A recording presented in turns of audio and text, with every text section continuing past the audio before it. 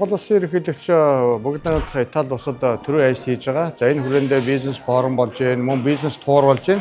За өнөөдөр хүнсэлтэй аж ахуйн салбарын баялаг бүтээгчид маань Наполи хотын үндэсний үйлдвэрүүдтэй танилцж байна. Манай баялаг бүтээгч үндэсний үйлдвэрлэгчид бол Итали байна, Франц байна. За ингээд Эндэг улс байна. Азийн улсуудаар, Станы улсуудаар ингээд яваад нийтдээ гаруй улс руу 1000 гаруй баялаг бүтээгчид Монголын үйлдвэрлэгчид маань ерөнхийлөгчийн ажлын үед очиж үйлдвэр аж ахуйн нэгжүүдийнх нь үйл ажиллагаатай танилцж байгаа.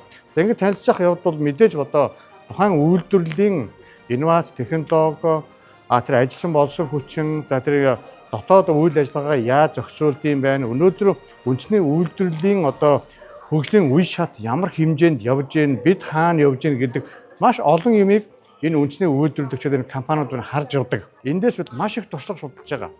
Өнөөдөр Итали гэхэд бол бүрэн технологичсон, инновац шингэсэн ихэнх нь дандаа Европт үйлдвэрүүд ажиллаж байна. Бүтээмж нь маш их нэмэгдсэн. Ажиллах хүч ингээд ажиллаж байгаа хэвээрээ боловч бүтээмж нь маш их нэмэгддэг. Тэр хэмжээгээр экспорт нэмэгддэг, тэр хэмжээгээр борлуулалт нэмэгддэг. Өнөөдөр хүнсний хувьсгал үндэсний хөдөлгөөний хүрээнд ч гэсэн манай үйлдвэрлэгч нар дотооддоо үйлдвэрлэж хүнсний хэрэгцээг хангахаас гадна гадаад улс орн руу бид нар эко бүтээгдэхүүн экспортлох бүрэн боломжийг байгааг манай үндэсний үйлдвэрлэгч харж ийн, явж ийн, боломж байгааг судалж ийн. Мөн гадаад харилцаа түншүүдтэйгээ илүү ойртож, илүү хамтарч ажиллах ийм сайхан боломжуудыг ерөнхийлөгчийн ажлын хүрээнд олгодог.